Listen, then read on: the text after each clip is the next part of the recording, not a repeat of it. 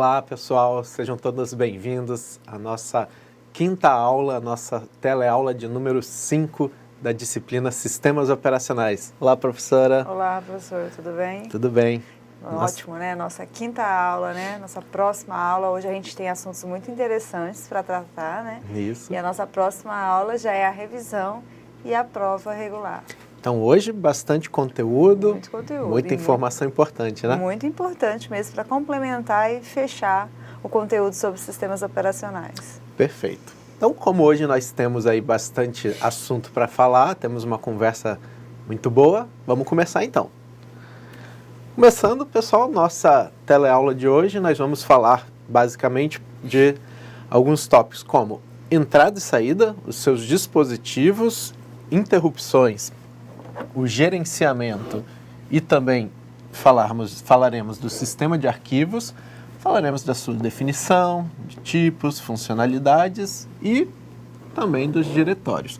Claro, quando a gente fala de sistema de arquivos, a peça-chave está aqui, ó, arquivo. Vai ser um dos elementos principais do nosso tema que nós vamos falar hoje, ok? Para isso, nós teremos como objetivo da teleaula reconhecer dispositivos de entrada e saída, identificar os mecanismos de interrupções, e aí nós vamos falar e explicar como que funciona interrupções, o que é isso, conhecer elementos num processo de interrupção, que acontece enquanto há interrupção, e compreender o que são sistemas de arquivos e, por final, identificar o que são arquivos, ok? Então, nós vamos poder trabalhar nisso, né, professora? Isso, exatamente. Vamos ver todos esses itens, todos esses objetivos na aula. Muito bem.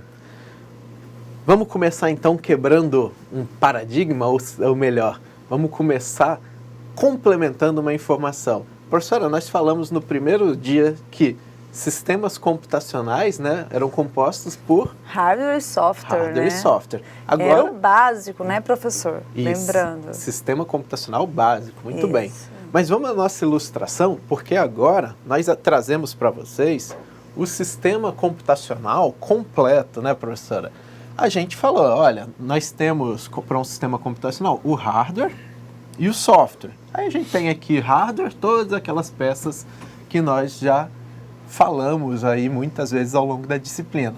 E o software também, de diversos tipos, né? Softwares de aplicação, de desenvolvimento, sistema operacional.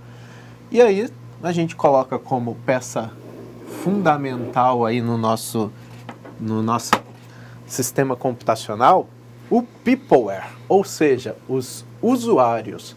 Nós mesmos, né? Nós usamos os computadores, usamos os sistemas computacionais, então nós formamos aí o fechamento do que é o sistema computacional. Então, novamente, 3 elementos agora, quando a gente falar do sistema computacional completo: hardware, software e peopleware, ou usuários, ok? Atenção, se for perguntado o que compõe um sistema computacional básico, aí só são aquelas 2 opções, ok? Bem, professora? Isso, ok. Software e hardware, né? Software e hardware, exatamente. Vamos lá. Quando a gente fala do sistema computacional, a gente tem que levar em consideração que os sistemas operacionais, eles estão ligados intimamente, né, com os mecanismos de entrada e saída do computador, né? Muitas vezes nós vamos ver essa sigla, né, I/O, ou seja, I/O, que vem de input e output. Então, quando vê I/O, I/O, lembre-se de entrada e saída. E o sistema operacional, então, precisa garantir que o sistema computacional completo, né, ele funcione corretamente. Ou seja, se a gente fala que os sistemas operacionais estão ligados diretamente a dispositivos de entrada e saída, teclado, mouse, monitor, impressora, por aí vai, esse monte de elemento, o sistema operacional tem que gerenciar isso tudo, tem que garantir acesso a esse hardware, né, a esses dispositivos, de forma ordenada, de forma que um não prejudique o outro. Então, o sistema operacional está gerenciando isso tudo também. Lembre-se lá do conceito da primeira aula. O sistema computacional, ele está controlando, está gerenciando o acesso ao hardware. Então, nesse sentido, os dispositivos de entrada e saída precisam também ser gerenciados, ok? Então, por isso que acontece, né, professor, quando manda imprimir um arquivo e às vezes vem aquela mensagenzinha na tela, assim, impressora não localizada. O que acontece? Quem fez isso foi o sistema operacional que não reconheceu o hardware, né, da impressora quando foi reiniciado, né? Houve alguma falha ali, né, que aí esse dispositivo acabou se perdendo ou perdendo o acesso a ele por qualquer motivo. Exatamente. Muito bem. E como que funciona a operação do sistema computacional? A operação é quais etapas, vamos dizer assim, que acontecem para começar a funcionar um sistema computacional. Primeiro, existe um programa chamado Bootstrap, ok? Esse é um tipo de programa que é responsável pela inicialização do sistema, ok? De todo o sistema. Esse programa, ele vai trazer, vai ter que saber quais são os passos para iniciar os elementos do sistema, elementos estes, CPU, memórias, controladores dos dispositivos, como impressoras, mouses, etc. Então, ele tem que saber como que ele vai inicializar, ou seja, vamos dizer assim, como ele vai ligar esses dispositivos e deixar pronto para ser utilizado pelo sistema operacional. E também deve localizar e também carregar o sistema operacional na memória RAM. Nós falamos em aulas anteriores o seguinte, que com a inicialização a transformação de um software em um processo, ele deve ser carregado, né? Ele deve ser inicializado, ou seja, carregado na memória RAM. Dali ele vai entrar na fila de processamento e vai ser processado, né? Então ele vai dar um resultado, vai fazer a sua saída. Quando a gente está falando do processo de inicialização de um sistema operacional, ele tem que, antes de carregar o sistema operacional, nós temos que ligar o hardware e só então carregar o sistema operacional. Só que esse sistema operacional ele vai estar gravado em um dispositivo, ele vai estar gravado em um dispositivo de armazenamento. Então, raciocinem junto aqui. Vamos pensar, professora. Isso. Quando a gente vai ligar um computador, quem que tem que ser ligado primeiro? Eu acredito que seja o processador. Exatamente. O processador, porque ele vai ter que começar a processar todas as informações. Depois, por exemplo, a memória RAM, porque a gente sabe que vai ter que carregar. E só vai ter que carregar os programas, né? E só depois, então, carrega, por exemplo, controladores de armazenamento e por aí vai. Então, pensem comigo aqui. Por que eu carregaria o sistema operacional antes de carregar dispositivos fundamentais de hardware como processador e memória RAM? Se eu carregar o sistema operacional, ele vai ser processado aonde, não é? Então, por isso que esse programa chamado Bootstrap, ele precisa saber quais são os passos para carregar todo o sistema operacional e os dispositivos do sistema computacional. Na nossa tela, nós temos aí uma imagem que talvez seja um pouquinho de ver de longe, mas na apresentação que vocês vão ter acesso depois, vocês podem dar um zoom. Reparem aqui, essa é a tela de um sistema, de um software chamado Grub. Grub é um software de gerenciamento de boot. E nessas linhas que estão destacadas, trazem o seguinte. Aqui, né, nessa primeira parte, só um detalhe, tá? O Grub é um software de gerenciamento de boot que vamos dizer assim, ele está no Linux, mas pode estar em outros sistemas operacionais e ele funciona, inclusive, por exemplo, falando, olha, aqui está o Windows, enfim. Mas onde eu quero chegar nisso? Nessa linha que está destacada, a primeira caixinha aqui em cima, essa daqui, que eu estou pintando em cima, ele identifica o dispositivo de armazenamento, ou seja, vamos dizer assim, o HD do computador que o sistema operacional está instalado. E essa outra parte é o nome do arquivo do sistema operacional que será carregado. Então lembra que a gente falou, um software um bootstrap, né, um programa de inicialização, ele tem que conhecer, localizar e carregar o sistema operacional. Na imagem que a gente mostrou, ele localizou, ele identificou em qual dispositivo de armazenamento está e também mostra o caminho completo para então ser carregado, certo? Nesse sentido, trago para vocês aqui, para quem é das antigas, né, professora, essa telinha vai ser conhecida. Hoje em dia o pessoal nem sabe o que é, né, nem vê muito. O sistema operacional, né, os computadores novos, eles acabam escondendo. Prova disso é você olhar uma telinha, você ligar, por exemplo, um smartphone hoje. Ele só mostra logo da empresa ou então do sistema para demonstrar, né, o que é, para esconder essa tela preta, vamos dizer assim. Mas isso aqui é uma tela de inicialização de um computador um pouco mais antigo, né? 2009 aqui, que é a versão do programa. O que está fazendo aqui? Reparem, ó, CPU. CPU, ele já está dizendo, olha, é um processador, um CPU, um processador da AMD. Então, tem os dados dele. Qual é o clock? Ou seja, qual é a velocidade aí dele? De 2.5 GHz. E fala também alguns dados de memória, né? Memória do tipo DDR3. Só que ele só vai testar a memória lá embaixo. Depois ele fala, pressione Del, pressione F8, pressione Alt F2, ele está te dando informações. E depois disso, ele inicializa controladores USB, ok? Controladores USB que podem ser diversos no computador e verifica a quantidade de memória. E no final de tudo ele fala, olha, identifiquei um mouse USB. O que essa tela está mostrando para a gente? Justamente passos de uma inicialização. Reparem que a primeira etapa foi ligar o processador e identificá-lo. Depois foi verificar memória RAM e depois ele falou, olha, pressione Del, pressione Delete, pressione F8 e por aí vai. Imagina, por que ele iria dar essa informação se ele não tivesse inicializado o teclado? Você ia pressionar e ia funcionar, né? Não faz muito sentido. Então, existem esses elementos aí. Reparem uma ordem de inicialização, certo? Está ali na tela para vocês. Sendo assim... Vamos falar dos tipos, né? De dispositivos de entrada e saída, né, Muito professor? bem.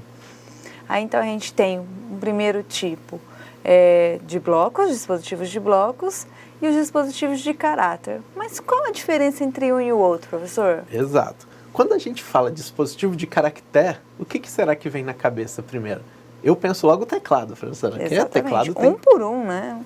Tem os nossos diversos caracteres. Só que a gente vai ver que existem outros tipos de dispositivos de caractere, ok? E quando a gente fala de bloco, a gente está falando aí de dispositivos que envolvem armazenamento. Mas vamos detalhar isso aí. Nos dispositivos de bloco, nós temos que são dispositivos que armazenam informações em bloco. Ou seja, eles fazem operações de busca e de gravação. Ou seja, dica nossa aqui. Falamos de dispositivos de bloco, pensem em dispositivos de armazenamento, certo? Reparem, faz operações de busca e de gravação, a gente está falando de um armazenamento. Se você pegar um pendrive, por exemplo, você está lá localizando o seu arquivo, você está abrindo um programa, ou você está gravando um programa nele, ou uma foto, que seja, você está fazendo operação de gravação. Então, certo? um HD também né, professor? Um exemplo de um dispositivo de bloco. Exatamente. HD, pendrive, CD e por aí vai. Cartão de memória. Né? Exato. Já os dispositivos de caractere são dispositivos que enviam fluxos de caracteres para enviam, né? Operam, na verdade, que podem enviar ou receber fluxos de caractere. E o sistema operacional não vai fazer operações de busca e gravação. Então, novamente, dispositivos de bloco, exemplo clássico aí vai ser dispositivos de armazenamento. Ele vai buscar e vai gravar ali. Dispositivos de caractere são aqueles que vão enviar ou receber fluxos de caracteres. O que são fluxos de caracteres? Imagine, olhem para o teclado quando vocês estiverem digitando aí ou usando na casa de vocês ou no smartphone. Você está mandando caracteres, letras, símbolos, né, comandos e por aí vai. Só que um outro exemplo de um dispositivo de caractere é o mouse. Aí você fala, poxa, professor, mas o mouse, né, a gente só manda clique e tal. Mas lembre-se que o mouse nada mais é do que uma matriz. Ele está fazendo lá o nosso eixo X e o nosso eixo Y. E essa matriz ele está passando coordenadas dentro da tela. E ali são fluxos de caracteres que vai estar falando, ó, nesse local você tem um posicionamento X. Então ali nós temos um fluxo. O outro é o da nossa impressora, que a professora tanto fala, né, professora? A impressora recebe um fluxo de caracteres ali, não é? Exatamente, que tem que ser impresso conforme está no arquivo. E esse arquivo vai ser composto por vários caracteres, né? Por mais que seja uma imagem, né? Exatamente. Exato. Muito bem. Então, beleza? E aí, professora, a gente tem uma pergunta de um aluno. Ele está perguntando, e a webcam e o microfone? Então, o que eles fazem? Eles não estão fazendo fluxos de busca e gravação. Portanto, eles são de caractere, ok? Só pela exclusão, né? Isso. Certo. Vamos lá. Quando a gente fala, então, do nosso dispositivo de entrada e saída, nós temos que considerar algumas coisas sobre eles. Primeiro, todo dispositivo tem um controlador. Lembrando, um controlador é um conjunto de componentes eletrônicos que faz a comunicação do dispositivo propriamente dito com o sistema computacional. Portanto, o controlador é um hardware, ok? Controlador do dispositivo é um hardware. Vou só fazer aqui, HW, é um hardware. Quais são esses controladores? Quais são suas funções?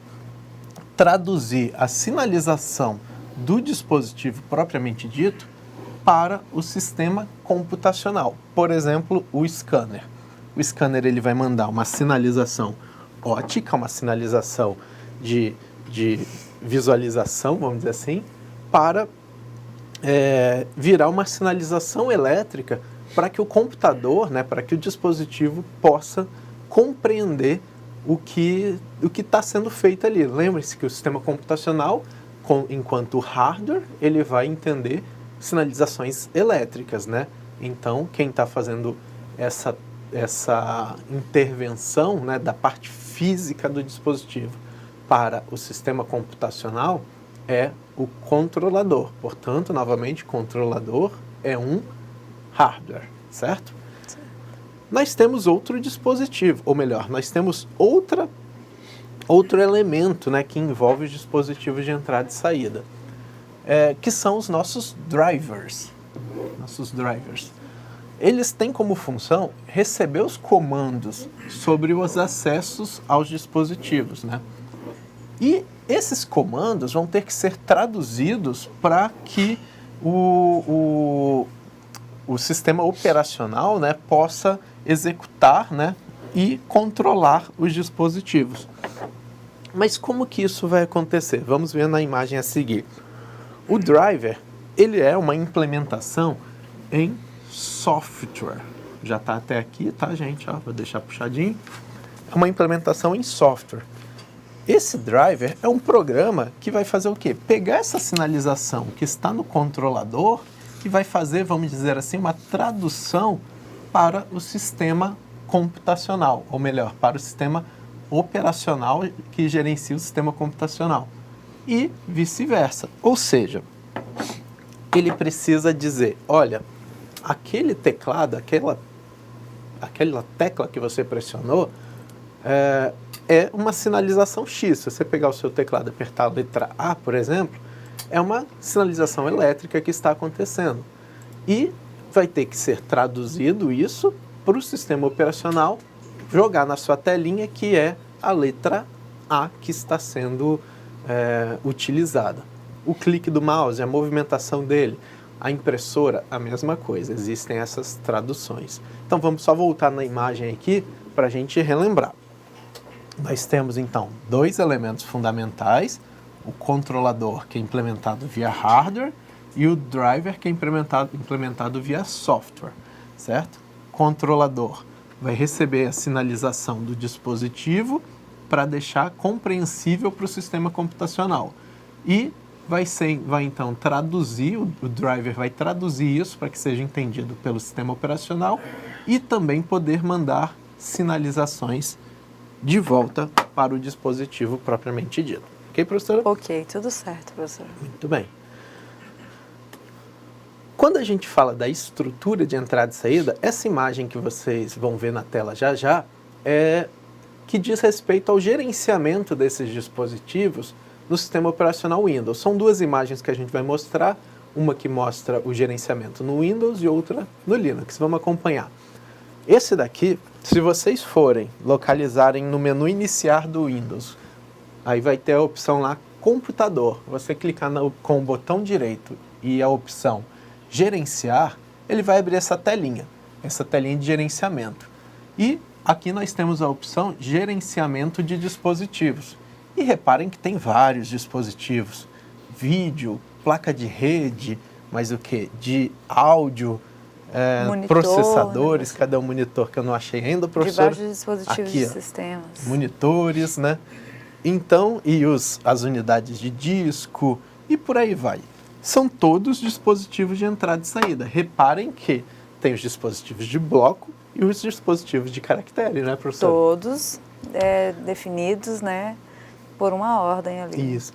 E caso esteja tendo algum problema, digamos que seu mouse não está funcionando muito bem, ou então você comprou uma placa de vídeo com um desempenho fantástico e está muito ruim, é importante você olhar isso daqui para ver se os drivers, ou seja, os softwares que gerenciam esses dispositivos, estão instalados corretamente. Às vezes estão instalados, mas não tem todas as funcionalidades. Às vezes é um driver que a gente chama genérico, né, que funciona para qualquer um desses dispositivos. Às vezes uma placa de vídeo vai ter uma função específica que precisa de um software específico. Então, se você olhar na imagem, né, quando você estiver gerenciando, ele vai te dar informações sobre o tipo de driver, quando foi instalado e por aí vai. Vamos ver no Linux como é, professora? Vamos. Olha que legal no Linux. Por isso eu gosto de como as coisas são demonstradas. É claro, gente, que isso aqui no Linux não é só assim. Você também tem interface gráfica que deixa mais amigável, mais organizado. Organizado ele está, né? Mas isso aqui eu mostrei de propósito.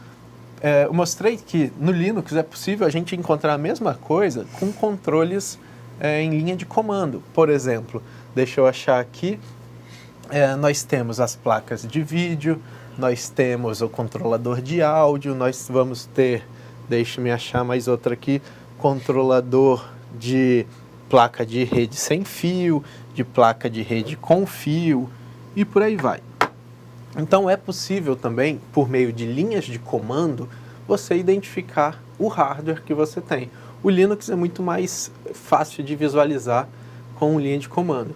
Mas é claro, isso daqui você pode utilizar, imaginem que você não tem acesso físico ao computador e você precisa visualizar essas informações de forma rápida para saber qual é a placa de rede que eu utilizo em tal servidor, em tal computador. Então você consegue visualizar de uma forma muito rápida e simples. Eu preciso baixar o driver do programa. Também tem as especificações do modelo e por aí vai, ok? Então só uma demonstração rápida. Vamos falar de interrupção, professora? Vamos falar, próximo tópico, né? Isso. Vamos pensar o seguinte, pessoal. Quando a gente inicializa um computador, né, a gente tem que pensar que inicializou todos os dispositivos de entrada e saída, né, e também que o processador, ele é um cara ocupado. Ele fica o tempo todo trabalhando, o tempo todo em uso. Quem viu a animação, né, professora, que a gente colocou no link... Na aula passada, né, que falava sobre como funciona, né, o sistema operacional, né? Isso, não foi passada, acho que foi na outra ainda, né? Mas enfim. Foi disponível. Tinha aquela animação que ficava, né?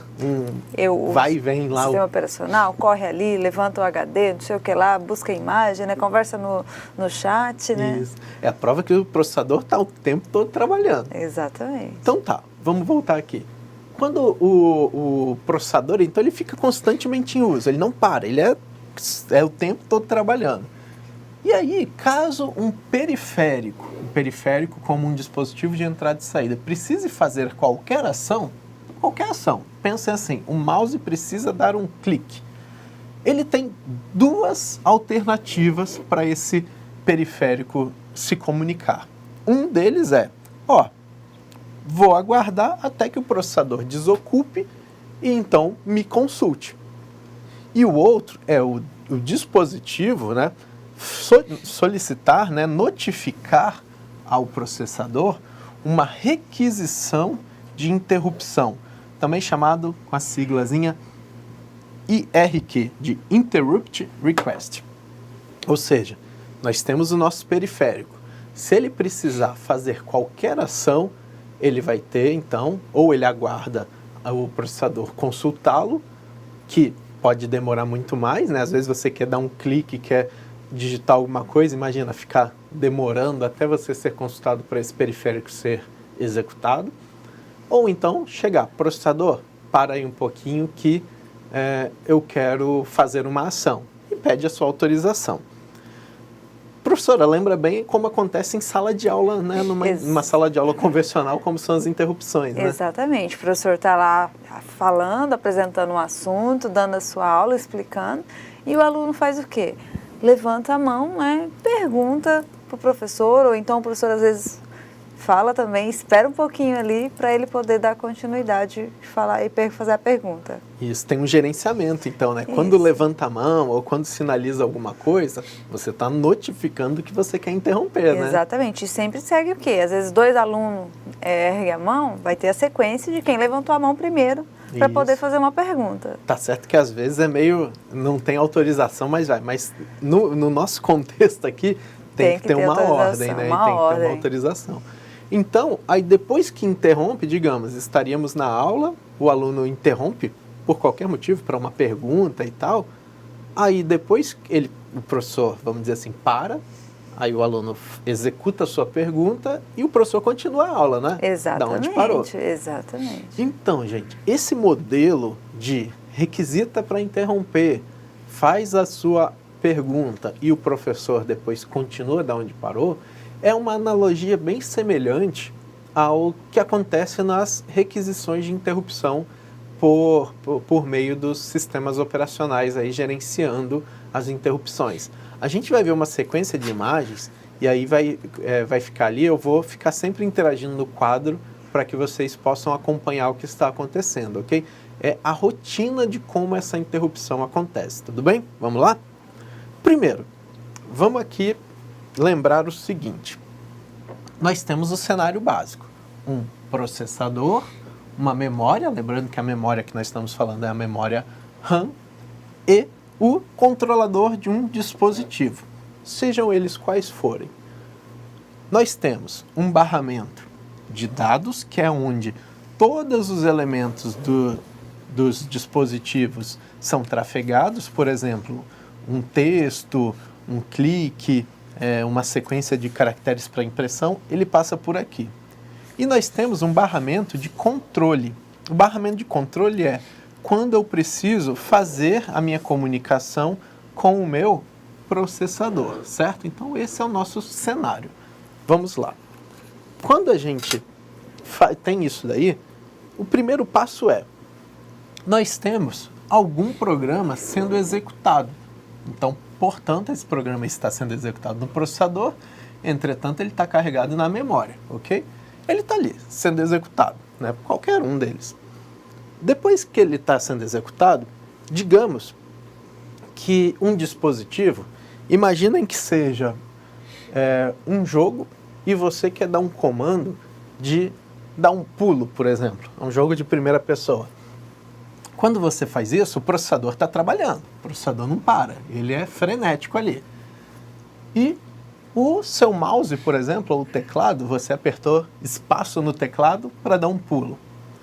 Então, o dispositivo aqui, ele vai, por meio do seu controlador, inicializar uma sinalização, né? Então, digamos que foi um clique do mouse, ponto. Quando fez isso, o processador estava ocupado, portanto, o controlador do dispositivo foi e mandou uma sinalização para o processador, né? Falou lá, assim, ó, tô sinalizando aí e preciso de uma interrupção. Por quê? Se eu esperar o jogo acabar e tudo, eu não vou pular e o meu personagem vai morrer, né, professora? Vai tomar um tiro, digamos aí. Exatamente. Então ele vai e manda uma solicitação de interrupção ao processador. O processador, então, ele vai julgar, né, se pode autorizar ou não, e digamos que sim, ele autorizou. Então, o nosso programa que estava sendo executado aqui, ele sofre uma interrupção, ele dá uma paradinha aqui. E há, então, um desvio da rotina do processador para um novo processo. E começa a rotina de interrupção aqui que precisa ser feita. Muitas vezes vai ser, como a gente falou, um clique de mouse, um pressionar de uma tecla, uma transmissão de rede, enfim. E quando faz isso, quando é autorizado, reparem que aqui inicializa o processo, está na memória também, lembre-se disso, e então o controlador do dispositivo manda seus dados para o processador processá-lo. Processar aquele elemento que precisava ser feito. Quando a rotina de interrupção, né, todo o processo foi realizado, finalizou, ok, então vamos voltar para aquele nosso momento que pausamos ali, que nós paramos, e vamos continuar a nossa execução do nosso programa que estava acontecendo lá, até a gente finalizar o processo todo e assim começar outro, né, professor? Isso, exatamente. Muito bem, essas imagens, elas explicam, né, como acontece realmente a questão da interrupção, né, professor? Fica bem semelhante à nossa sala de aula, como falou, né? Exatamente. Então, na imagem, depois, quando vocês forem rever isso daí para lembrar, para estudar novamente, tem uma sequência numérica aí também, que auxilia a interpretação das imagens, ok? E vocês podem acompanhar como que ela está acontecendo. Lembrando que são 3 elementos que estão sendo trabalhados ali. Processador, memória RAM e o dispositivo de entrada e saída. E aí ele pede a interrupção, o processador autoriza ou não, e então ele vai ser executado, né? E aí, quando ele vai ser executado, ele para aquela primeira instrução, dá uma pausa nele. Lembra dos estados, professora, do processo? Ou seja, ele entra no modo de espera, né? Isso. Para falar, aguenta aí, vai ser outro executado. Daqui um pouquinho. Isso. Aí na fila do processador entrou o outro dispositivo, ou melhor, outra instrução ali, e por aí vai. Então, reparem que existe essa correlação de tudo aí que está acontecendo, ok? Tem tudo isso acontecendo. Parece algo muito trabalhoso, muito sequencial, mas isso acontece extremamente rápido, né? Lembre-se que nossos processadores funcionam na ordem de bilhões de ciclos, né, de instruções que acontecem a cada segundo.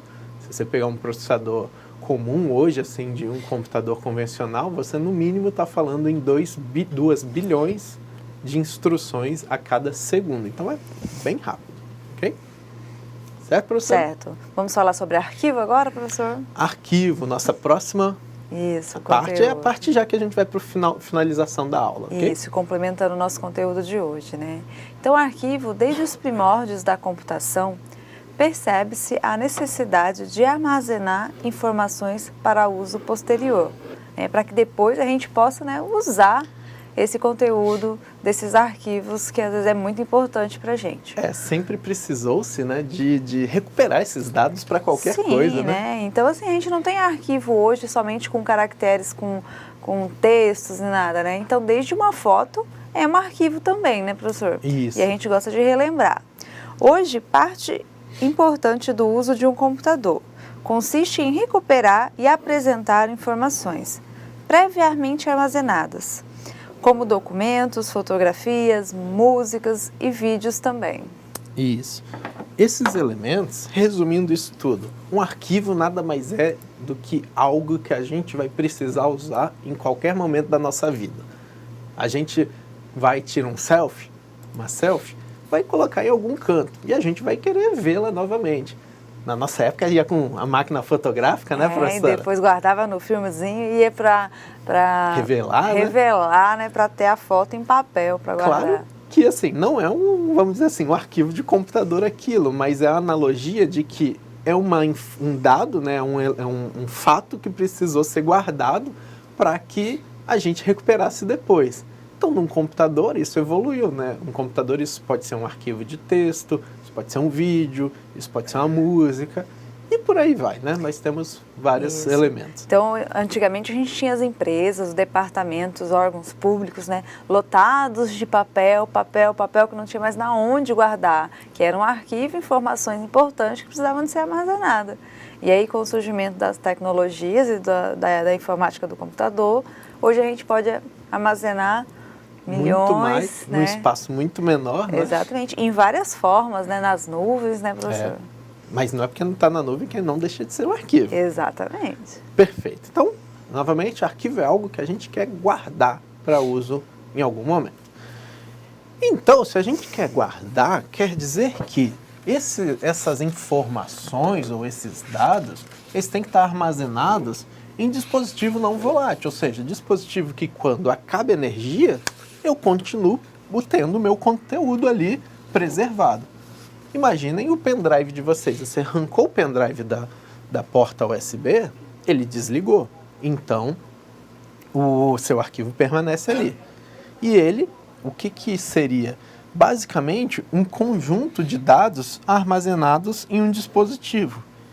Só que esses arquivos, eles precisam ter identificação, né? Ou seja, por exemplo, um nome ou uma outra referência para a gente localizá-lo. Novamente, então, se eu vou recuperar esses dados depois, em certo momento, ele tem que estar armazenado em uma memória, né, que não apaga quando desliga, correto? E esses arquivos basicamente vão ser aquele conjunto de dados armazenados nesses dispositivos. Só que não basta ele estar armazenado, ele tem que ter uma forma de se localizar. Essa forma, muitas vezes, vai ser um nome, muitas vezes vai ser um nome que pode ser um nome legível, então um nome que vai sofrer uma codificação qualquer. Ele pode ter um caminho que a gente vai localizar, né, professora? Exatamente. É só imaginar, né? Quando você salva alguma coisa no computador, você sabe. Eu abro a pastinha tal, eu vou para a pasta dos meus documentos, músicas, aí você escolhe o seu autor preferido, aí você vai ter música 1, 2, 3, 4 e seleciona. Isso é uma localização que você fez do seu arquivo, ok? E aí também você pode, se você sabe o nome certinho, né, só ir na localização, né, e pedir, né, para buscar esse arquivo realmente pelo nome dele. Ótimo. Resumindo então, o que é um conceito de um arquivo? A gente tem que saber que eles são organizados em estruturas hierárquicas, que são chamadas de diretórios, que nós já vamos apresentá-los, e que estão em um dispositivo organizado por um sistema de arquivos. Nossa, mais um, falou de sistema computacional, sistema operacional, agora sistema de arquivos. Ou seja, esse arquivo, ele além de ter aquela localização, ele está organizado em uma estrutura chamada diretórios, que para quem é mais habituado com o nomezinho pode ser também pastas. Lembre-se que as pastas estão uma dentro da outra, né? E até chegar no seu arquivo. Então, eles estão nessa estrutura e quem gerencia todo esse elemento é o nosso sistema de arquivos, ok? Mas o que tem esses arquivos? Como eu identifico cada um, né, professor? Eles têm os seus atributos. Atributos são elementos que ajudam a identificar, por exemplo, o nome dele, que são os caracteres que identificam. Por exemplo, foto1.jpg. O nome é tudo isso, tá, gente? Tudo isso, inclusive o .jpg. Não excluam ela. Tudo isso é o nome. O tipo, um arquivo, ele tem a identificação do formato dele, né? O formato como se é áudio, se é vídeo, se é imagem, por aí vai. Normalmente, se coloca em parte do arquivo o tipo, que é justamente a nossa extensão, que é esse .jpg que a gente demonstrou aí. E alguns sistemas operacionais identificam, como foi falando, né? Eles identificam pela extensão, por exemplo, .doc, .mp3, .jpg, ou seja, uma parte do nome identifica o tipo. O tamanho dele é outro atributo. O tamanho é justamente quanto que ele ocupa, né? Quanto que esse conteúdo ocupa no dispositivo de armazenamento nosso. Temos mais elementos, tá, gente? Datas. Datas são outros elementos são outros atributos, por exemplo. Quando que foi criado? Quando que foi acessado? Quando que foi modificado? Isso tudo é utilizado também em elementos de auditoria, né? Você fala, alguém alterou aquele arquivo. Não, é uma versão mais nova, é mais velha. Então, você tem as datas aí. Até mesmo com um trabalho escolar, né, professor? Que às vezes você vai realizando ao longo das datas e aí você tem sempre a última modificação para saber qual foi a versão, a última que foi atualizada. É a mais recente. Quem é o proprietário? O proprietário é o dono do arquivo, né? Ou seja, quem que trabalhou ele, quem que criou? Permissões. Permissões são quem pode fazer o que nesse arquivo, né? Quem pode fazer o que? Nós temos 3 elementos. Podemos fazer leitura, escrita e execução. Eu já volto nesse elemento aqui, só para a gente finalizar. Um outro elemento é a localização, onde no dispositivo esse arquivo se encontra. Quando a gente fala de permissões, nós temos essas 3 que foram faladas: leitura, escrita e gravação e execução. Vamos de trás para frente. A execução é você ter permissão para transformar aquele arquivo, ou seja, aquele pedaço ali de um software, em um processo, em executá-lo, né? Abrir aquele programa. Imaginem que você quer abrir um jogo, né, professora? E clica lá e não tem permissão. Ele não vai executar, ele não vai transformar aquele software em um processo. A leitura e a escrita. Imaginem que você tenha um livro, né? Você pega um livro, você pode ler o livro, né? Você faz a leitura. Você não altera o conteúdo do livro. Se você não altera, digamos assim, no livro você tem permissão somente de leitura, ou seja, de visualização. Agora, se você está escrevendo o seu livro, né? Digamos que você está escrevendo uma redação, né? Ou algum texto no seu caderno, e você escreveu e apagou uma parte que você escreveu, não gostei desse parágrafo, escreveu um novo. Você está tendo permissão de escrita. Então, você tem permissão de alteração desse conteúdo. Então, permissão de leitura num computador é permissão que você pode somente visualizar o seu arquivo.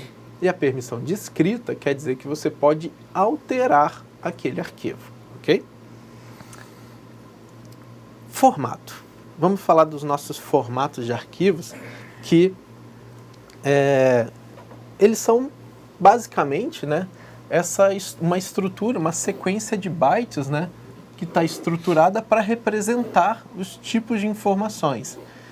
E esse arquivo, né, ele pode ser determinado em formatos, né, e esses formatos podem ser conhecidos ou não pelos sistemas operacionais. Quando ele não é conhecido pelos sistemas operacionais, muitas vezes vai se necessitar de aplicações específicas. Por exemplo, aí, temos formatos que usam formatos padronizados. Esses formatos padronizados, muitas vezes, são públicos, né? Eles podem ser, por exemplo, aqui a gente traz imagens, formatos públicos padronizados.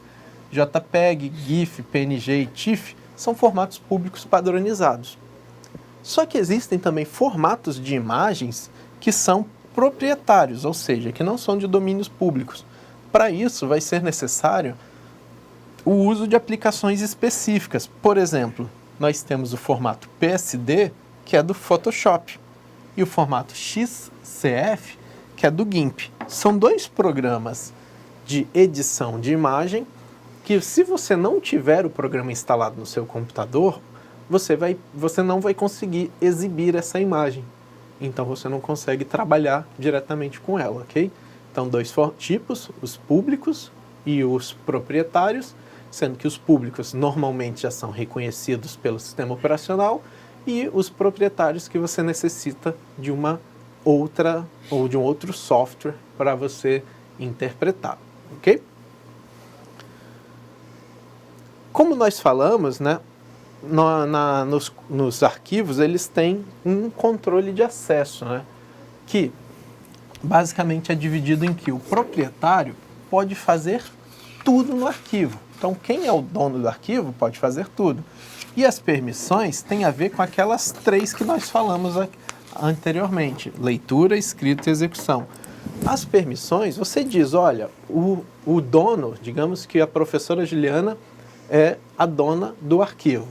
Só que eu, professor Jordano, sou um usuário que posso só visualizar o arquivo que ela fez. Digamos que ela está fazendo um projeto, está escrevendo o projeto, e ela fala, olha aí se está bom. Eu só posso olhar, eu não posso alterar. Se eu quiser alterar, eu tenho que mandar para ela, dar as considerações e ela altera. Então essas são tipos de controle que a gente pode fazer nos nossos arquivos, ok? E já para a nossa parte final, nós temos aí os nossos diretórios. Os nossos diretórios, né, são a forma que o sistema de arquivos, agora, organiza os arquivos, né? E lembre-se, diferentes dispositivos, né, podem ter sistemas de arquivos diferentes, ou seja, organizações diferentes. E essa é a estrutura de dados que vai conter as entradas associadas aos arquivos, ou seja, onde eles estão localizados, qual é o seu nome, qual é a organização, se é por data, se é por tamanho, enfim. Isso tudo, professora, está naquele elemento de que quando a gente mostra assim na tela e fala, eu quero organizar por nome, em ordem alfabética, né? Isso, exatamente. Nossa próxima imagem representa bem aqui um pouquinho sobre a estrutura de diretórios. Isso aí, olha. Então nós temos como que é essa estrutura. Mas lembre-se, aqui esses elementos simbolizam o dispositivo de armazenamento. Nós temos um diretório principal, né? E nós temos os seus arquivos, né? E eles estão, por exemplo, em outros diretórios. Pensem aqui, que aqui é o diretório do seu usuário e aqui é uma pastinha dele, por exemplo, meus documentos, música e tal.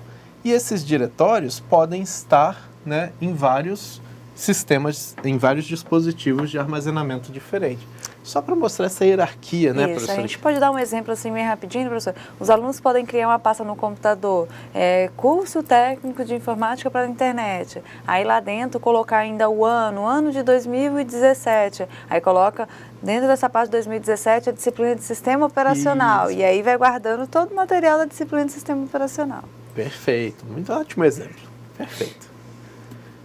Então, gente, resumindo, esse sistema de arquivos, ele vai ser um conjunto de estruturas lógicas e rotinas que permitem que o sistema operacional controle acesso aos dispositivos de armazenamento, também ditos armazenamento em massa. E os sistemas computacionais, eles vão poder suportar mais de um sistema de arquivos, desde que não estejam nas mesmas partições. Quando a gente fala partição, o que é uma partição? Né? Uma partição nada mais é do que uma parte de um arquivo, ou melhor, uma parte de um dispositivo de armazenamento, que podem ser todos esses que vocês estão vendo na imagem aí. Só que essas partições, né, eles são espaços, né, em dispositivos de armazenamentos independentes. Eu vou só mostrar aqui, já vou passar essa imagem para vocês poderem visualizar. Esse é a partição de um dispositivo de armazenamento e reparem quantas partições eles não têm. Nesse caso tem 8, em que temos uma partição com maior tamanho, uma com um tamanho um pouco menor e várias bem menores. Então cada elemento desse é uma partição, ou seja, uma parte do dispositivo de armazenamento. E essas partições, então, quando formatadas, ou seja, quando ela recebe uma nova estrutura, né, do seu sistema de arquivos, ela vira um novo volume. Só para passar esse conteúdo. Quando a gente fala assim, vou formatar o computador, o que você está fazendo? Você está criando uma nova estrutura de um sistema de arquivos em um dispositivo de armazenamento. Então, uma partição de um dispositivo de armazenamento formatada gera um novo volume, ok? Então, essa é a nossa estrutura aí que nós temos. Então, gente, professora, com isso a gente finaliza o nosso conteúdo, né? Isso. E a gente deixa para atividade de sala. Isso, atividade de sala. Daqui um pouquinho a gente retorna com as questões, né? E fica aguardando as respostas de todo mundo aqui. Perfeito. Então, pessoal, até daqui a pouco.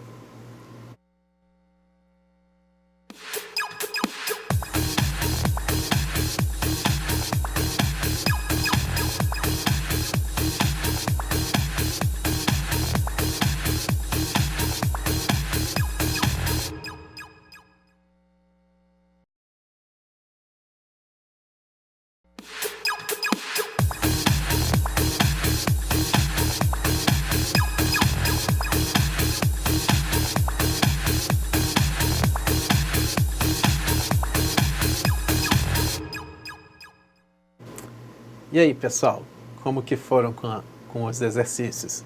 Conseguiram fazer direitinho? Conseguiram buscar nas anotações aí e fazer as respostas? Nossas perguntas eram mais conceituais, né, professor? Isso, exatamente. O que é aquilo, né? Defina isso, né? Bem relembrando os conceitos mesmo dessa aula, que é importante eles frisarem e ter, né? Sempre em mente. Aproveitando, gente, vocês repararam que a professora está em homenagem ao mês de outubro, Outubro Rosa, né? Prevenção do câncer de mama, né, professora? Exatamente. Estou toda de rosinha aqui, até o sapato. Olha, isso aí. Então, nossa campanha, né? Estamos também dentro da campanha do Outubro Rosa. Então, prevenção é sempre muito importante, né? Exatamente. Vamos falar das nossas questões, então? Vamos lá. Muito bem. Bom, nós tínhamos algumas questões. Vamos à primeira. Vou só ler as questões para depois a gente respondê-las, tá? A primeira, que compõe um sistema computacional? A gente falou, nós temos o básico e o completo. Como nós estamos no contexto do sistema computacional completo, então já sabem a resposta.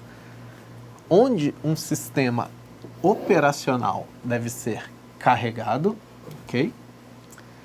Questão 3. Caso um periférico precise realizar alguma ação, quais são as alternativas que ele possui para comunicação? Okay? Mais uma. Vamos ver nossa questão 4. Defina interrupção para um sistema computacional. Então, o que é interrupção? Questão 5. O que é um arquivo e o que é um sistema de arquivos? Aí a gente fecha. São só... Mas, basicamente, o que é sempre conceitual, né, professor? Será que nossos alunos responderam todas as questões aí, professor? Vamos ver. Isso, são questões da prova, hein? A gente sempre... Possíveis. A gente sempre fala, né? A avaliação, ela não é só no momento da prova. A avaliação é o tempo todo. Se você está aqui anotando, se essas perguntas estão sendo respondidas, você já está sendo avaliado, automaticamente se avaliando também, porque você consegue saber onde precisa melhorar, onde você está bem, e na prova, com certeza, vai ser uma consequência muito boa, ok? Vamos às respostas? Vamos lá. Perfeito. Questão 1, então. O que compõe um sistema computacional? Sistema computacional, nós vimos, né, professora, que basicamente ele é formado por hardware e software. Entretanto, como a gente está falando agora do sistema computacional completo, nós temos então o peopleware, ou os usuários, né? Exatamente. Os nossos alunos aqui, professor, mandaram as respostas através do chat, né? Através dos tutores também. Hardware, software e usuários. Muito bem. Então, o hardware, a parte física, os softwares, as aplicações e nós, usuários. Vamos voltar lá para a nossa primeira aula, lembrar do WhatsApp, lembra? Aquela velha apresentação que a gente fez aqui. A gente recebeu um vídeo pelo WhatsApp, no nosso celular. A gente vai reproduzir o vídeo através de um programa. Então, nós temos um software requisitando acesso a alguns tipos de hardware. Tela, som, rede e por aí vai. Entretanto, isso daí está sendo interagido conosco, né? Nós que estamos vendo o vídeo, nós que vamos ver ali aquela brincadeira, aquele vídeo sério, que estão sendo mandados aí para a gente observar, e a gente vai ter alguma atitude perante esse vídeo. A gente pode gostar, pode não gostar, pode compartilhar, pode apagar. Então, nós, usuários, como esse terceiro elemento do sistema computacional, temos um papel muito importante. Não adianta ter os dois se a gente não interage com isso, né, professor? Exatamente, não saber usar e operar ele também, porque só os dois sozinhos não vão fazer nada. Tem que atender a nós, né? Exatamente. Muito bem. Então, hardware, software e peopleware são o que compõe o nosso sistema computacional completo. Ok? Vamos para a questão 2? Então, professor, nessa questão 2, onde pergunta, onde o sistema operacional deve ser carregado? A gente teve um aluno que respondeu no processador. No processador, né? Não, ele não é carregado no processador. Inclusive, gente, o nosso slide, foi falha nossa aqui também, ele não tem que ser carregado no Bootstrap, tá? Esquece isso aqui. Vamos riscar. Ele tem que ser carregado onde todos os programas são carregados para ser executados. Ou seja, na nossa memória RAM, ok? Então, gente, desconsiderem aí, falha nossa. Às vezes a gente estava pensando numa questão e respondendo outra, né? Então, na hora de passar, demos esse equívoco. Então, o sistema operacional ele deve ser carregado na memória RAM. Quem que localiza para que isso seja carregado, né, é o programa Bootstrap, né, professora? É que a gente tem o raciocínio todo ali, na hora de fazer o raciocínio, ele foi mais rápido do que a nossa mão escrevendo, né, professora? Isso mesmo. Então, o sistema operacional, ele tem que ser carregado na memória RAM. Por quê? Ele vai estar armazenado em um dispositivo de armazenamento, como um HD, por exemplo, e o Bootstrap Program, ou programa de boot, ele vai ter que saber localizar para então carregar na memória RAM. Uma vez carregado, ele vai poder ser processado. Então, o processador, como o aluno passou, o processador vai ser uma das etapas, mas o carregamento dele vai estar na memória RAM, ok, professor? Então, o nosso aluno, o processador sim vai executar, só que lembre-se, o carregamento é só onde ele vai estar pronto para ser executado, ok? A execução no processador já é parte de execução mesmo, de fazê-lo funcionar. Acho que ficou claro, ele conseguiu entender, né, professor? Muito bem. Vamos falar da nossa questão 3, então? Questão 3 é o seguinte: caso um periférico ele precise fazer alguma ação, vamos imaginar um periférico, nosso mouse, ok? Nosso mouse. Caso ele precise fazer uma ação, vamos dizer que essa ação é o clique, certo? Só para clique, só para deixar claro aqui. Quais são as alternativas que ele vai ter para comunicar? Professora, o pessoal lembrou? Será das duas alternativas que ele tem? Isso, vamos ver, né, professora? Vamos ver. Então, o dispositivo, ele pode ter dois elementos. Para que aquela ação que ele precisa, né, tem duas alternativas para que aquela ação que ele quer executar, de fato ocorra. Uma, vamos lembrar que o processador, ele está sempre trabalhando, é um cara ocupadíssimo. Então, ele pode esperar, esse dispositivo, né, ele pode esperar que o processador consulte, fala bem assim, mouse, você tem alguma ação? Aí o mouse dizer, tenho. Só que isso pode levar algum tempinho, né? Ele pode demorar alguns segundos para isso. E esse alguns segundos é o suficiente para prejudicar, né, alguma ação do usuário. A gente deu o exemplo na aula do jogo, né? Que vou dar um comando aqui, aí o comando vai demorar um pouco mais. Então, dependendo, isso pode prejudicar. Então, a gente precisa, alguns dispositivos de entrada e saída, eles precisam ter um acesso mais instantâneo, né? Precisa ser rápido. Outra opção que ele vai ter, né, para que ele possa se comunicar, é fazer aquela notificação de interrupção. Então, ele vai chegar bem assim, processador, preciso mandar um comando de clique. Aí o processador vai julgar, vai falar, legal, pode sim, ele para a execução daquele programa que já estava sendo executado, daquele processo, né? Aí executa o clique, terminou, volta para executar novamente a instrução anterior que já estava acontecendo, né, professora? Exatamente. Aquela sequência de imagens, né, que a gente foi fazendo, com setinhas, com tudo, aquilo lá é a nossa interrupção acontecendo, né, como que ela ocorre. Mas, novamente, são duas opções: aguardar o processador consultar ou solicitar ou notificar uma requisição de interrupção. Okay? Duas opções que ele tem. Isso, aí relembrando para aquele exemplo de sala que a gente deu, né? Se o aluno solicitar para falar, né? O professor às vezes solicita para ele aguardar um pouquinho para o professor concluir o assunto e depois deixa o aluno. Ou então autoriza a interrupção. Exatamente, as duas opções. Perfeito. Então, essa é a resposta da nossa questão 3. Ok? Vamos para a questão 4. Então, a questão 4, ela pergunta: defina a interrupção para um sistema computacional. Lembrando o que são o nosso sistema computacional. Quem são eles? Então, nessa questão, a gente não adianta ir localizar no slide que não vai ter a respostinha toda pronta, não. Você vai ter que juntar e entender mesmo, né, professor, como funciona o que a gente falou durante a aula. Então, vou fazer uma leitura aqui do nosso chave de resposta, né? Claro que pode ter algumas alterações, vocês podem ter colocado alguma coisa parecida.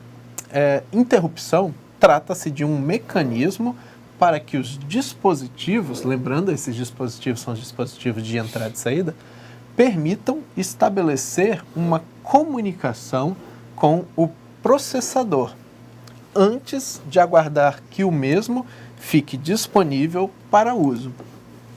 Ou seja, novamente aquele exemplo de aguardar ser consultado. A interrupção vai ser esse mecanismo para eu não posso aguardar ser consultado, eu não posso esperar. É uma ação importante de um clique, de uma digitação, enfim, de qualquer ação que precisa ser feita, de uma transmissão de rede, o que for. Eu não posso aguardar. Processador, posso te interromper? Pode. O processador vai falar pode ou não, mas digamos que ele falou que sim, então ele vai e pode interromper a instrução que está sendo executada e fazer ali. Então eu não preciso, quando fala até que o processador consulte, é quando o processador fica disponível. Só que a regra básica é: processador é um cara ocupado. Ele está sempre trabalhando, né, professor? Exatamente, porque ele vai coordenar todas as funcionalidades que o computador vai fazer.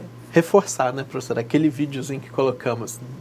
Quem não viu deveria ver, né? Isso, que você fecha perfeito, né? Fecha uma animação bem rapidinha que fecha esse conhecimento aí. Vocês vão ver muito bem o processador trabalhando ali. E trabalha bastante, né? Isso. Vamos para a questão 5? E às vezes a gente reclama que o computador não está executando. Assim, mandei executar uma música e o computador está lá ainda demorando. Cliquei para abrir um novo link e não abre. Essa é a importância do peopleware no sistema computacional, né? A gente que dá a demanda para o dispositivo, né? Isso. Muito bem. Questão 5, então. Questão 5, rapidamente, pergunta curtinha. O que é um arquivo?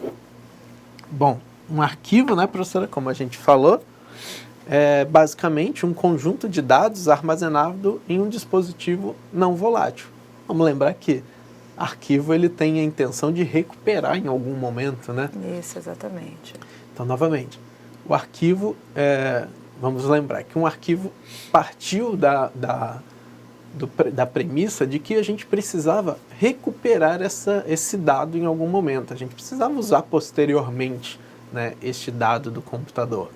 Eu precisava pegar esse meu documento de texto, essa foto, esse vídeo, e queria utilizá-lo depois.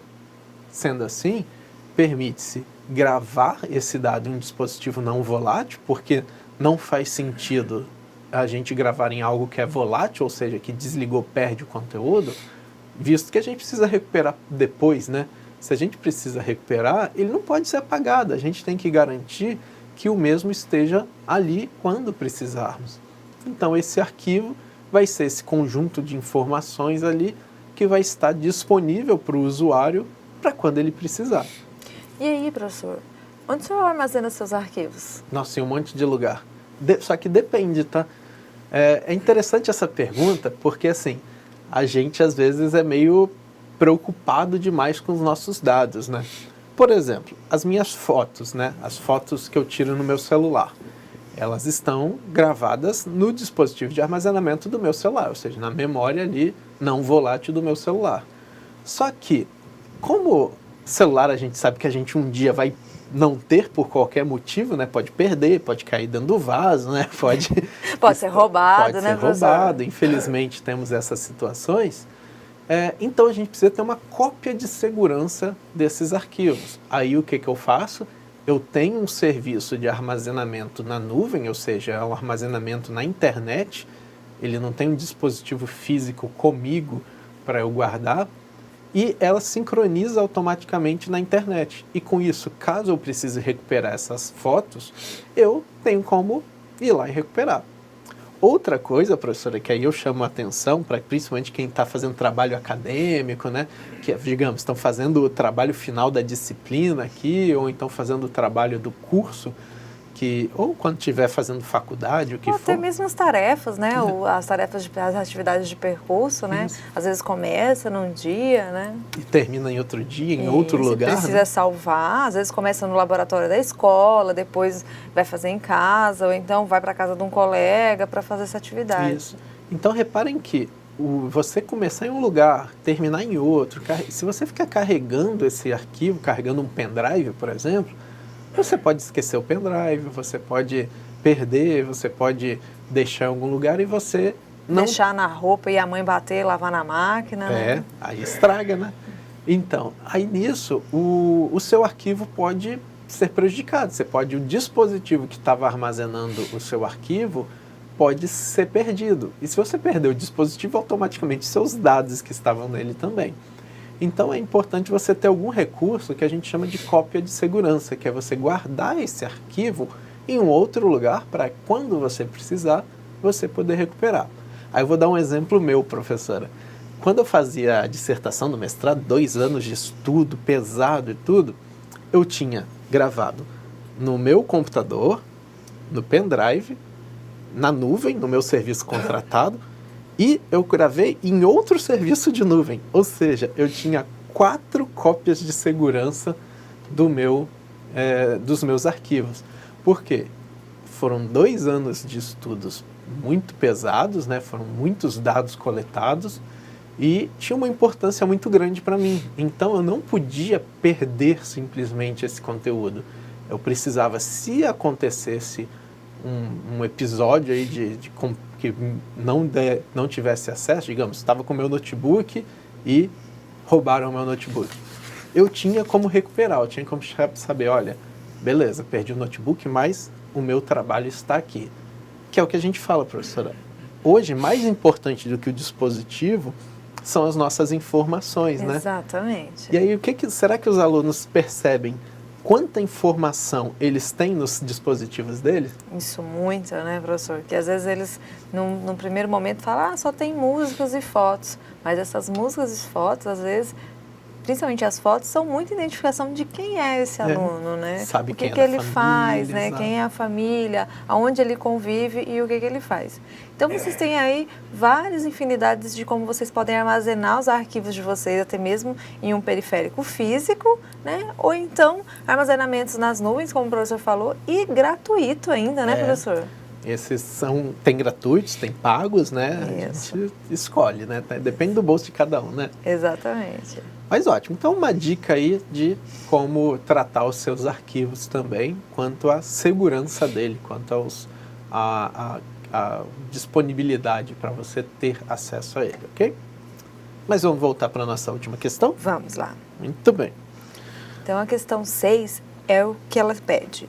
O que é um sistema de arquivos? Novamente, então uma perguntinha rápida aí de definição, né? O que é um sistema de arquivos? Vamos lembrar que um sistema de arquivos vai ser uma estrutura lógica, um conjunto de estruturas lógicas e de rotinas que permitem que o sistema operacional controle e acesso aos dispositivos de armazenamento em massa, ou seja, os dispositivos de volumes de armazenamento grande, né, professor? Então, o sistema de arquivos nada mais vai ser do que um conjunto de organização para que aqueles dados que estão gravados no dispositivo de armazenamento sejam acessados pelo sistema operacional. Só que esse acesso não é simplesmente ir lá e acessar e saber que tem que ter o nome, tem que ter a localização, tem que ter as datas, tem que ter os tipos, tem que ter todos os elementos, os atributos, né, professora, que compõem um arquivo. Exatamente, professor. Então, dá uma dica para os nossos alunos de como eles colocarem um nome, né, como eles devem definir o nome de um arquivo. Definir um nome, perfeito. Às vezes a gente chega e tem o hábito de colocar os nomes de forma que a gente interprete e entenda já o que está ali. Por exemplo, se você colocar um nome do arquivo chamado só foto1.jpg, né, que é com a extensão, com o formato. Se você colocar foto1, você sabe, por exemplo, onde essa foto foi tirada? É claro que isso é uma organização pessoal, tá, sua. Você não vai ter, assim, só pelo nome, tá? Estou dizendo. Se você abrir, você pode saber, essa foto foi em tal lugar. Mas se você ver foto1, você não sabe onde foi tirada, você não sabe informações que tem nela, tipo quem estava nela. Só a gente olhar. Vamos lembrar antigamente. Eu lembro na minha família, mostrava os retratos, né, professor? Aquelas fotos impressas, isso, assim. Impressas não, reveladas, né? Isso. Que aí a minha mãe e o meu pai escrevia atrás assim: nascimento de fulano, o ano, aí quem tava? Fulano, Beltrano e Cicrano. Colocava os nomes, não era assim? E hoje a gente vai na casa dos pais da gente e olha essas fotos ainda, né, professor? Então lembra, antigamente pegava e colocava no verso da foto para saber o que estava ali, porque já tinha uma necessidade de recuperação de dados, né? Sim. Então por que a gente não poderia, por exemplo, colocar no nome da foto uma informação como foto 1990, aí espaço, né, separando, aí tipo fulano, Beltrano e Cicrano. Então a gente teria no nome da foto já alguns dados que nos ajudariam a encontrar isso daí. Pessoalmente, por exemplo, quando eu pago as minhas contas, né, eu coloco nos arquivos de PDF, né, que é um arquivo não editável, né, eu coloco lá pagamento, conta X, a data do pagamento e qual é o número daquele pagamento. Foi a 10ª conta de telefone no ano e por aí vai. Então eu consigo saber, porque imaginem só, digamos que eu fiz lá, paguei todas as contas certinho, aí veio a companhia de energia e me mandou uma notificação bem assim: olha, a conta do mês de fevereiro não foi paga. Isso. Aí você chega, poxa, qual que é o mês de fevereiro, né? Aí você abre um por um dos arquivos para localizar. Por que não você bater o olho no nome e falar, olha, fevereiro, então é esse arquivo aqui. Já abre, confere e vai lá, olha, tenho aqui a minha conta e comprova, que é o procedimento de praxe, né? E ainda, professor, esse arquivo dentro de uma pasta chamada, por exemplo, conta de luz. Exatamente. Essa pasta conta de luz dentro de uma pasta de contas a pagar 2017. Exato. Ótima dica. Eu estava falando do arquivo e esquecendo das pastas, né, dos nossos diretórios. Então, de lembrar assim, olha, os nossos diretórios organizam, por exemplo, como a professora falou, o tipo, conta de luz, o ano, depois o ano, aí sim o nome. E esse tipo, conta de luz, ele está dentro de outro que é contas pagas, né? E por aí vai. E aí, professora, a gente teve um aluno aqui que ele perguntou assim, que ele já percebeu que, por exemplo, assim, às vezes ele vai criar um nome para um arquivo e não permite alguns caracteres, como usar um asterístico. É verdade. Existem alguns caracteres especiais, que a gente diz, né, caracteres especiais, que eles não são válidos para alguns sistemas de arquivos. Claro, alguns sistemas de arquivos vão aceitar, outros não. Por que, por exemplo, o asterisco não é aceito? Porque o asterisco é um caractere de comando. O asterisco, em alguns sistemas operacionais, significa qualquer coisa.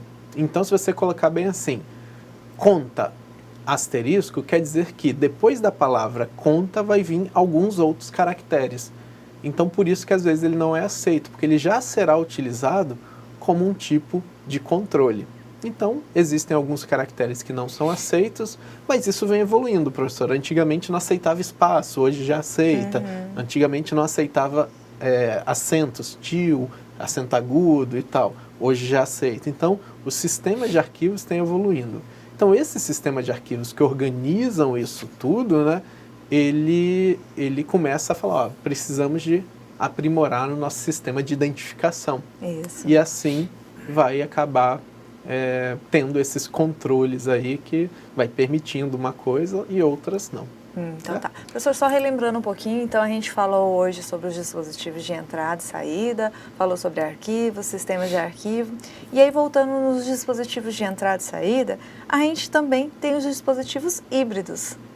Certo. Né? Que eles fazem as funções de entrada e saída e mais o quê? Ao mesmo tempo. Ao mesmo tempo, exatamente.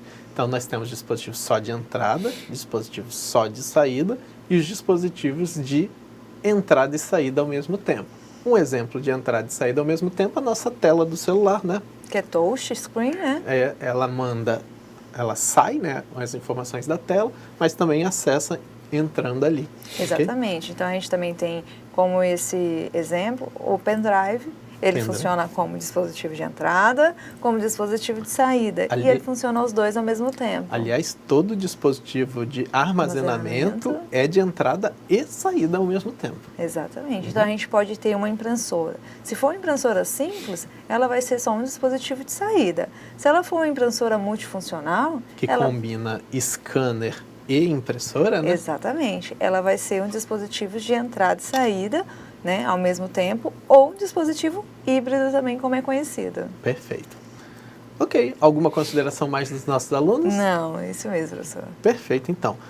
Relembra para a gente nossa atividade de percurso, professora, que ainda está aberta? Nossa atividade de percurso, que é muito importante vocês fazerem. A gente está desde as primeiras teleaulas falando da importância, que ela complementa a nota de vocês. Na nossa disciplina são 3 atividades de percurso. A gente está com a terceira aberta, que é um questionário, que ele vai fazer perguntas sobre os dispositivos de entrada e saída e sobre sistemas de arquivo. Então, é importante vocês fazerem para complementar a nota de vocês. A gente não quer ninguém de recuperação, né, professor? Quer que todos façam a prova regular e já estejam de férias para se preparando. De férias, não. Para se preparando para a próxima disciplina, para o próximo módulo que vem aí. Então, ela foi liberada dia 4 e ela vai estar disponível até o dia 17, que é na próxima terça-feira da semana que vem. Então, não deixem para fazer em cima da última hora. A gente sabe que pode acontecer. Vocês podem ficar sem internet, pode acabar a energia, acontecer um monte de coisa.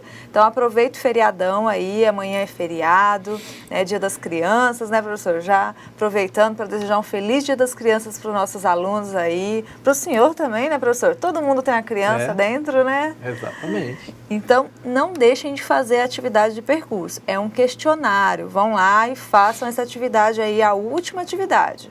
Né? Então, para todos fazerem a atividade. Ok. Então, pessoal, é isso, tá?